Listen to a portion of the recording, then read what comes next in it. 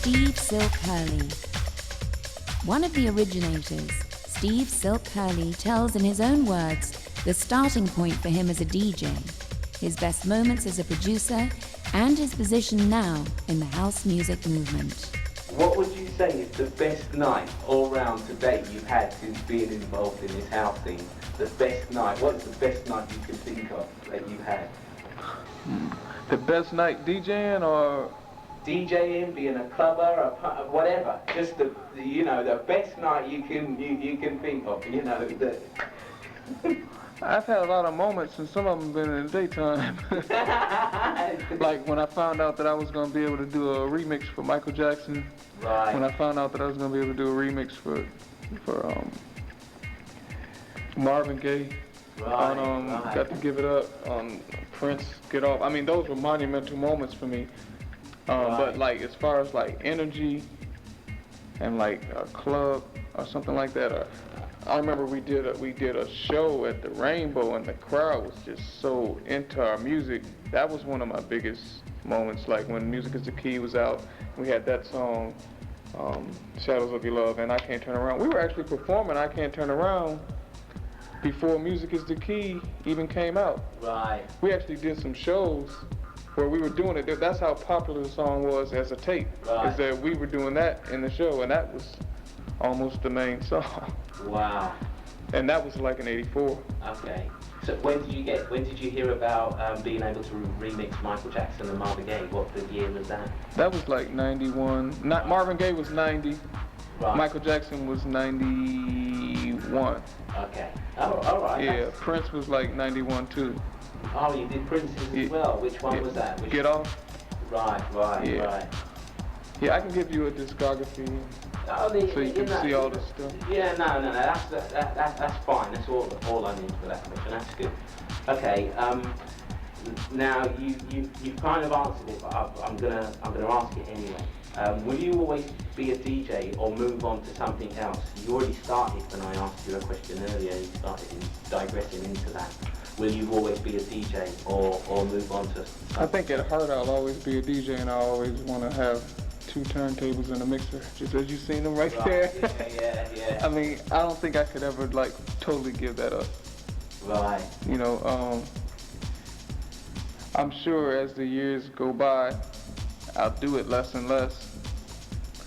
Unless I become a businessman now, and I've learned that you have to put priority on certain things that you want to pursue. Right. And if I want to continue moving forward as a producer and songwriter, I have to do that.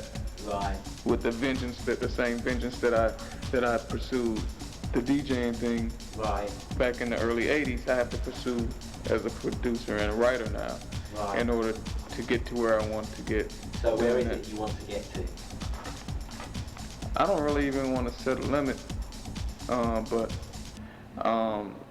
or what are you moving towards? You don't have to set a limit. I guess you could say I'm moving towards being able to pick whatever artist I want to produce and produce them, and just be totally free.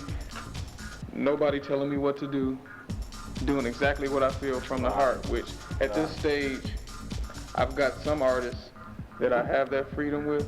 Right. And it's working out really well, but they're all new artists. Right. Like when I do stuff for CeCe Peniston, nobody tells me what to do. They just say, do what you do. Right. They ask for songs, I send them songs that I think will work for CeCe, and somehow every time I send songs, it only takes one time, and they like what I sent. Right. So I need to get like that with everybody that I want to work with. That's one of the goals, and once I get that happening, then hopefully that'll bring on everything else that I want to happen. Grammys.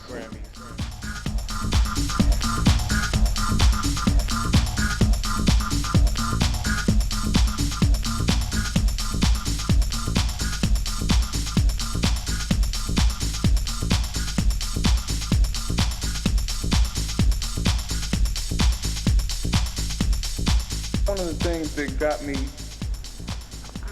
my first big break, I think, was there's a guy named Herb Bertha that hired me to DJ at a place called the Penthouse. It was one of these loft parties. Right.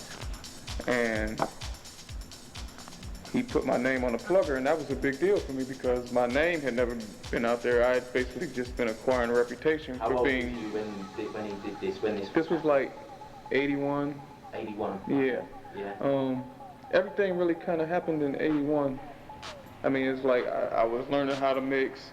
People started seeing that I could, and he hired me to do a party. It wasn't a big party, but it got my name out there. Right. That, oh, Steve Hurley, who was that? And then a few months later, a DJ battle came up that a guy named Dave Risquet threw. Right. And I won first place.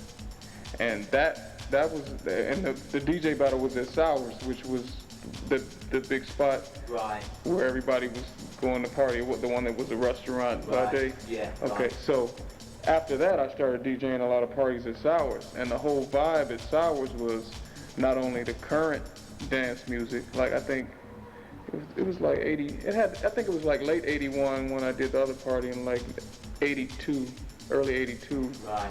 Maybe late 81 when I did the Sowers thing, and I started DJing there. The whole vibe of the Sowers thing was the music like, what was it like, Thanks to You,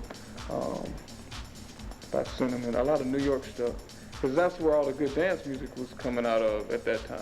Right. There wasn't really a whole lot of stuff coming out of Chicago. It was basically coming from New York or I guess Philadelphia or San Francisco. But their stuff was a little more high energy. They had Sylvester. I think he was from San Francisco. I'm not sure where they were all from, but I know a lot of the records I was playing were West End records and Prelude, and that's what introduced me into the whole R&B disco thing, because this was after disco was supposed to be like dying. Right. But they were still listening to it. They were reaching back, grabbing older things, and that's what got me into the older music. Right. There was also, at the same time, this was a younger crowd. This was like maybe 14 years old to anywhere to like 20, 24. Right. Just people that just wanted to party. Yeah. But there was an older crowd that was going to a place called the Warehouse. Right. Which was Frankie Knuckles' place. Right. And that was going on like while I was in high school. I had heard about it and I wanted to go when I was in high school, but my parents were like real strict. Right, so right. I couldn't go. Right. I could barely go to any parties, and my grades weren't really all that good because I was concentrating on the music. So right. What I didn't realize was that I was messing myself up by not at least putting a little bit of time into the school. I mean, I didn't have terrible grades, but I was just kind of an average student when I really could have been an above average student. Right. You know, it just based on the fact that I didn't put the time in. You know, Right. so.